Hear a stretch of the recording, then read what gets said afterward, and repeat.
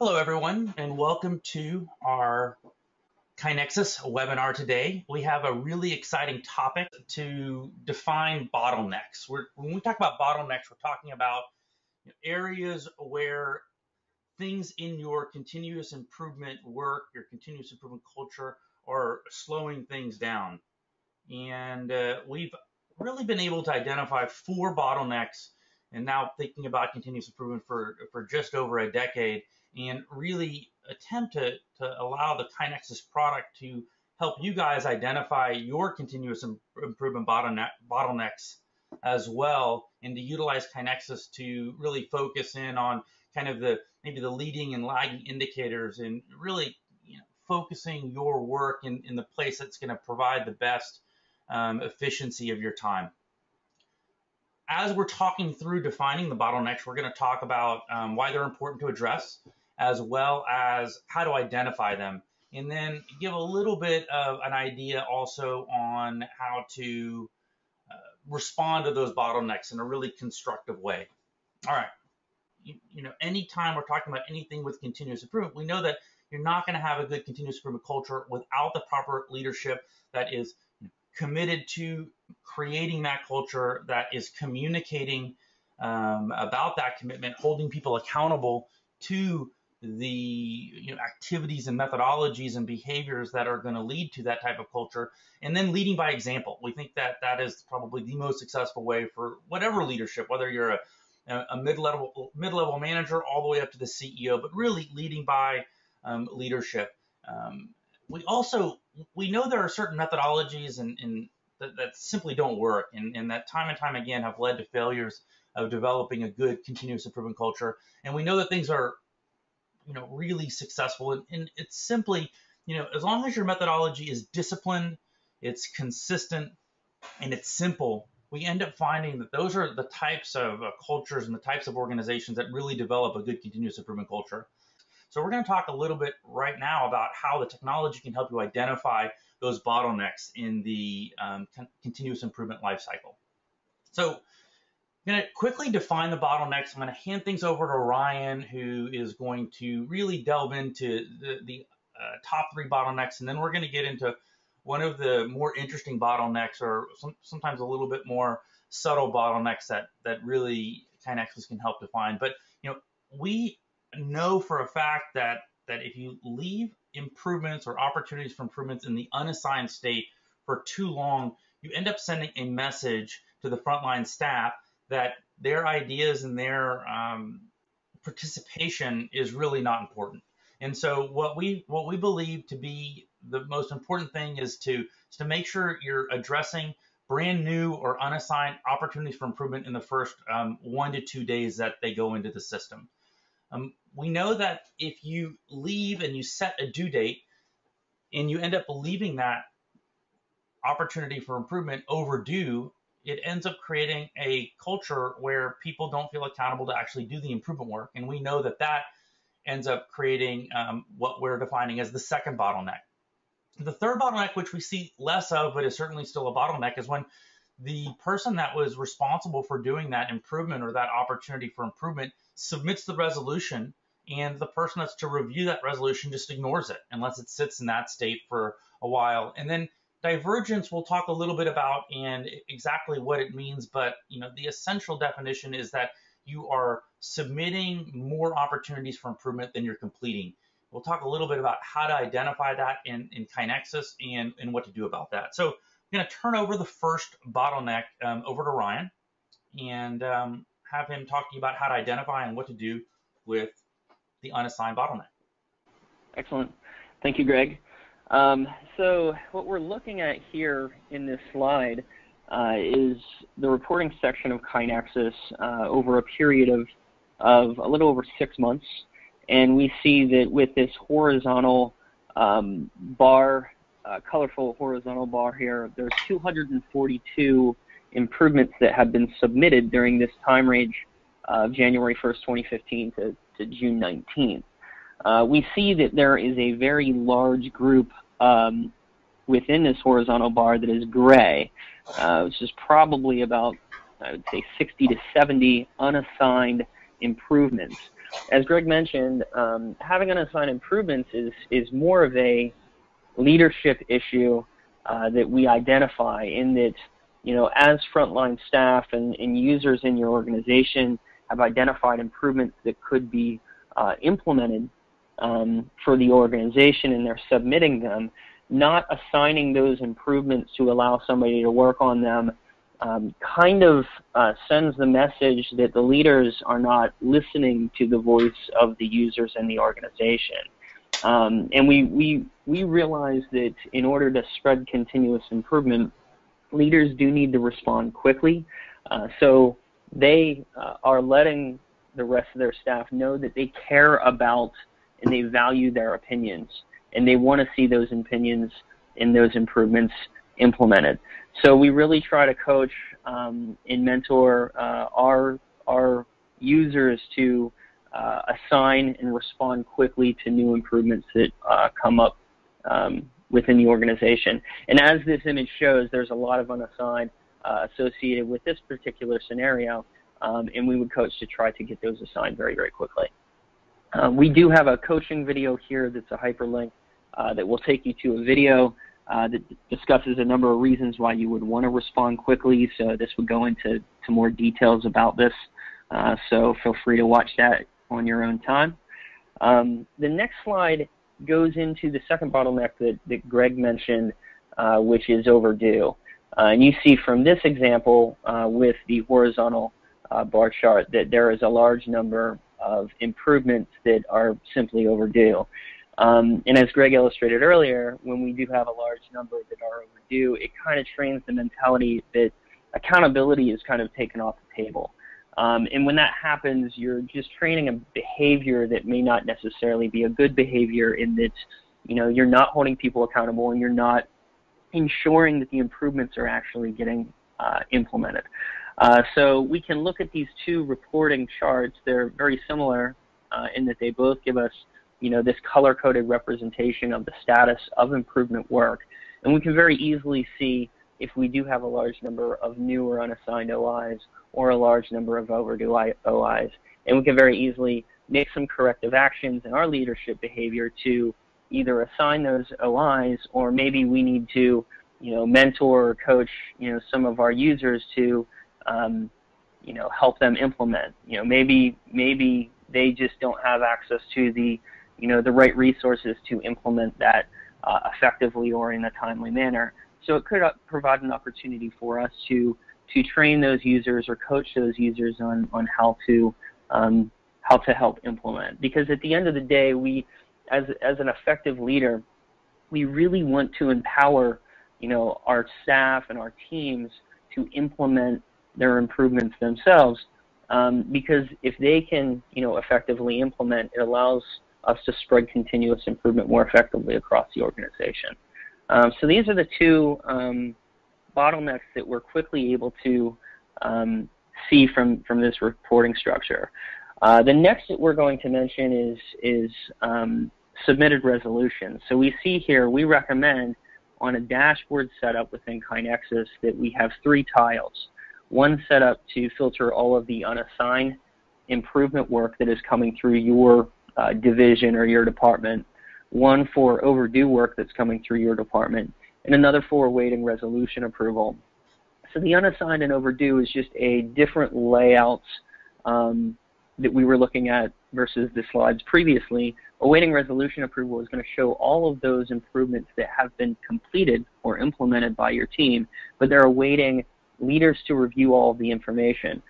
The reason why this is a bottleneck is it goes back to, on the leadership behavior side, when a leader reviews an implemented improvement, they're able to provide positive reinforcement. They're able to say, hey, this is a great improvement. They're able to share it with other colleagues and really illustrate a win for the organization and also maybe their team.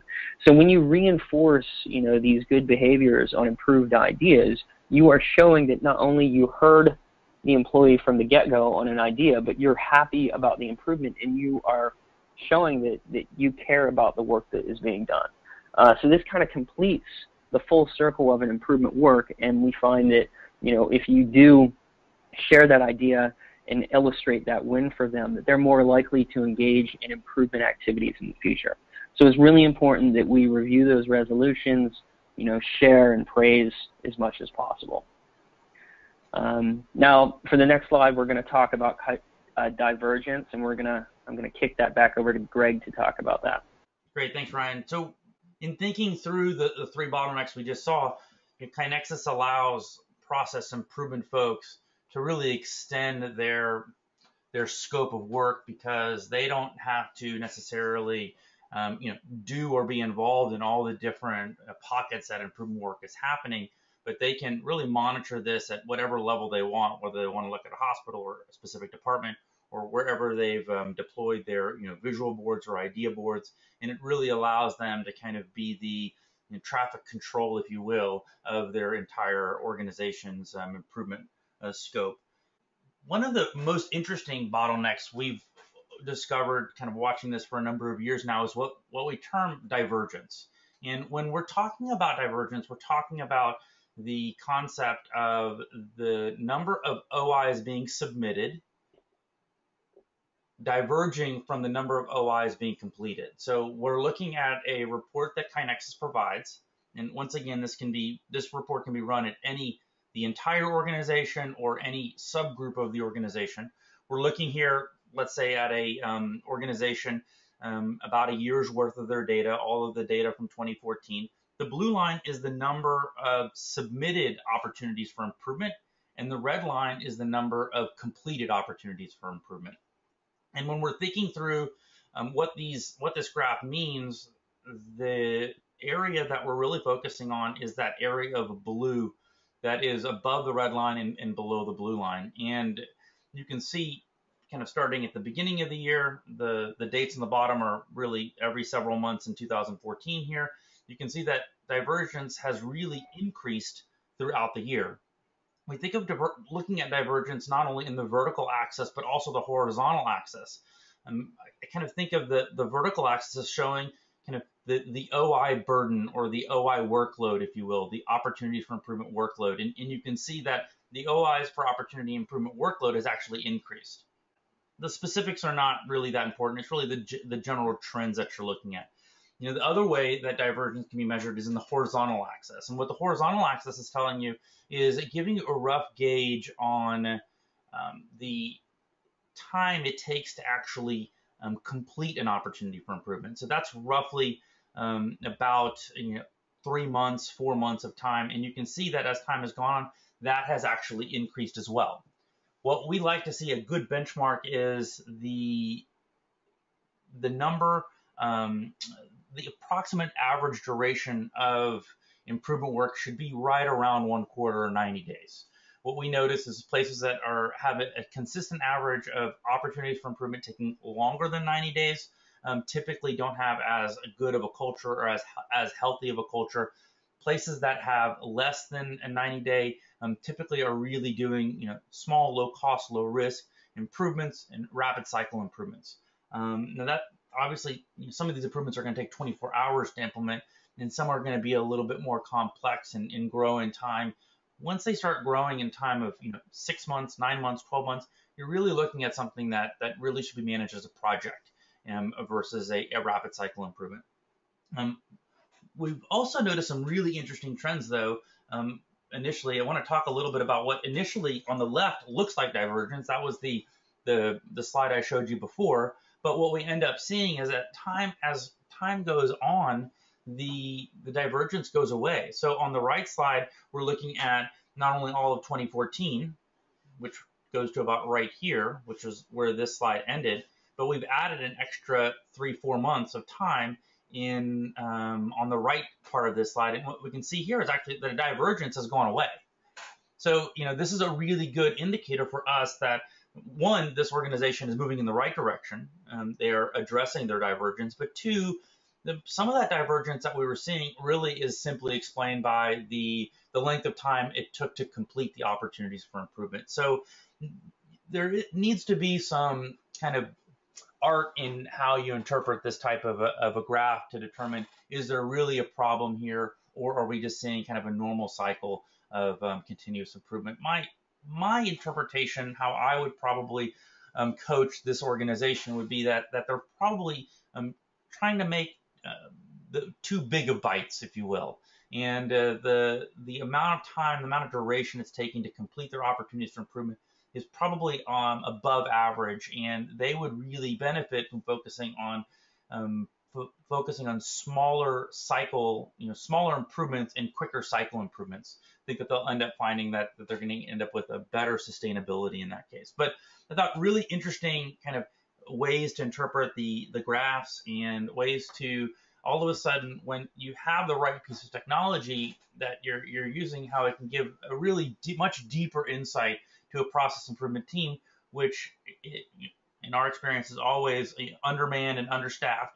But how can they really extend their power, their influence, their help, their coaching in the organization beyond the 1 or 5 or 20 people that are in that actual department, and they can do that by kind of having the right monitoring capability. So they're kind of a just-in-time department. They're moving in right before they see bad habits occurring, and they're not spending time on organizations or pockets of the organization that are doing great work that really don't need their help. I think ideally you want to be spending time in areas of the organizations that are really struggling. So let's do a real quick recap. We've talked about if you really want to have a healthy culture of continuous improvement, you need to have a good grasp of your bottlenecks, and you need to address those bottlenecks. We've got a couple different videos that are speak to that can help. And the bottlenecks that we really feel are the most important, the ones that we don't see in places that are not struggling or doing really successful, are the unassigned OI, or opportunity for improvement, or new opportunity for improvement, the overdue, the submitted resolution, and the divergence. And just because we have an extra minute here, I do want to talk about probably of all of these bottlenecks, the one that we have the most active discussions is around the overdue bottleneck. On the one hand, you don't want to give a due date that is way too long, right? I'm going to have 4 months to implement this, so I'm not going to worry about it till the last week of my 4 months. But on the other hand, you don't want to give too early of a due date that's just simply unrealistic to get things done at the organization. And probably the biggest advice I give, and the biggest advice we give with regard to this is, this is where technology cannot be the only way that you're communicating with your organization. There has to be a lot of face-to-face. There has to be discussions about things. And I think that the worst practice, though, is just simply kind of leaving things in overdue status for months and months at a time, because what you end up training at that point is an organization that's just simply not paying attention to alerts and notifications, and feels like it's okay not to do the improvement work. Really, it's the accountability piece of the leadership that we're talking about there. So we have, I think, got our time down perfectly, where we have about 10 minutes left. So if anyone has any questions, please submit them on the chat box down below. A couple have come in so far. What are some techniques that we can use to eliminate, reduce overdue items? So talked a little bit about, I jumped ahead on this one because I know that the overdue one, I think, is probably the one that we would identify as being the trickiest one. So one aspect that we didn't really touch on is making sure that there's a certain amount of time protected to do continuous improvement work. If people are kind of expected to participate and to actively engage in continuous improvement work, they actually need the time to be able to do that. And so what we find is organizations that aren't protecting a person's time to do that, and whether that's 15 minutes a day or a couple hours a week, it doesn't need to take a huge amount of their time, are organizations where things become overdue. The other thing is also setting a realistic expectation of what a due date is. If you're giving someone 24 to 48 hours to implement an opportunity for improvement, perhaps that makes sense if they're making a sign or something really, really small. But in the biggest in a more majority of the cases, there's been simply a unrealistic amount of time given to the person. And what we find is very early on in a person's kind of journey, they give really short overdue times, or they give really long overdue time frames. And as time goes on, they hone in and have a better expectation on that. Brian, do you want to add to that question? What are some techniques that we can use to eliminate, reduce overdue items? Yeah, I think so. I think you nailed it kind of on giving a more reasonable time frame to complete the work. The only things I would really add to this are this allows you to kind of hone in on some of your methodologies as well. So we find that a lot of times, maybe if you are working with a frontline staff or user that is starting out, in their own journey of continuous improvement, and they may have not implemented a lot of improvements themselves previously, they might need a little help to just kind of get kick-started. So this is an opportunity to coach where you may be able to provide some direction or provide access to resources or something to just get them kick-started, to allow them to manage the project more effectively. If they have all of those resources or access to everything to do the work, then it's more about the consistency in disciplined manner in just checking in, making sure that everything's going well, and seeing if and how you can help them succeed. So it's kind of like two prongs around effective leadership, and then also consistent and disciplined methodologies.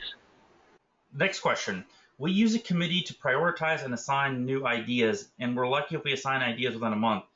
Do you have advice on how we could fix this? Yeah, this is a great question. So what we find is when you created a suggestion system that works like what I refer to as an electronic, suggestion box,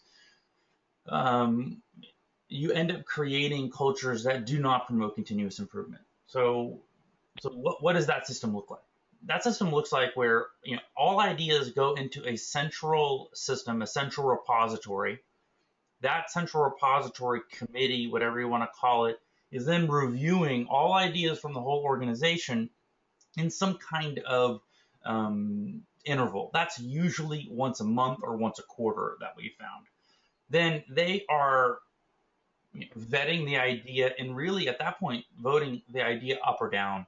And then either if it's been voted up, that gets assigned out to implement. If it gets voted down, it gets squashed. And what we end up seeing and what we end up realizing is that is what we would define as not a best practice. And we're actually going to be putting together a webinar that we talk about some really key best practices that we've identified that leads to cultures of sustained continuous improvement, because that's really what we're trying to do here. When we talk about continuous improvement, it implies that it's sustained. It's not, oh, we did that project a year ago.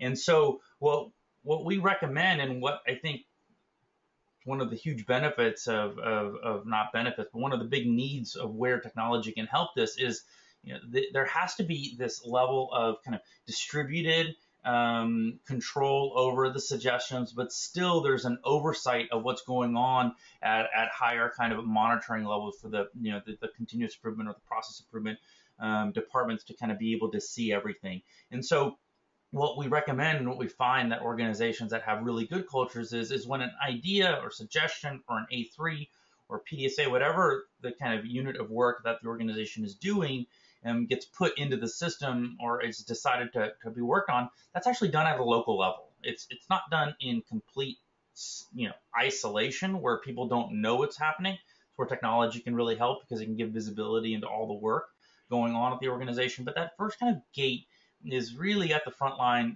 supervisor or manager level, where they assess the improvement. They make a decision on whether that it's going to affect processes outside, whether it's something that they can actually implement, and they move forward. What it ends up creating is the ability to really have that immediate response back to the author, the originator of the idea. And then what that extends into is that the author or the originator of the idea is over 50% of the time what we find actually involved in the team or is the team to actually implement that, depending on the scope. And what that creates is this kind of the committee. It's kind of like you put your idea in, you put your suggestion in, and then you don't own it anymore. It's, oh well, someone else will deal with that. And versus a situation where when you put it in, you're going to own that, and you're actually going to participate in it, and it creates a much more satisfying and much more sustainable experience. You want to add to that, Ryan? Yeah, the only thing I would say is, I mean, if you have a culture that is, does have a lengthy process in which there are a number of people that are evaluating it from kind of like a committee perspective, it's challenging because if you're not responding to the person, it's very easy for them to just either not necessarily forget about it, but think that, it's just not being valued timely. So you could embed things into the process where maybe, the first step is if they submit a new improvement idea, maybe the next step would be, and this may be where you're creating a methodology around allowing them to submit additional information up through the length of time in which it will be reviewed. So maybe they could say, they do an analysis and they realize to effectively implement it, they would need to include a few other people. So you check back in with them a week later to understand who else would be part of the improvement team, or maybe a more detailed approach to how they would complete it, just kind of like an implementation plan, if you could call it that. That way you're kind of engaging the user in the time period it takes up to review and determine whether or not it's actually going to be implemented.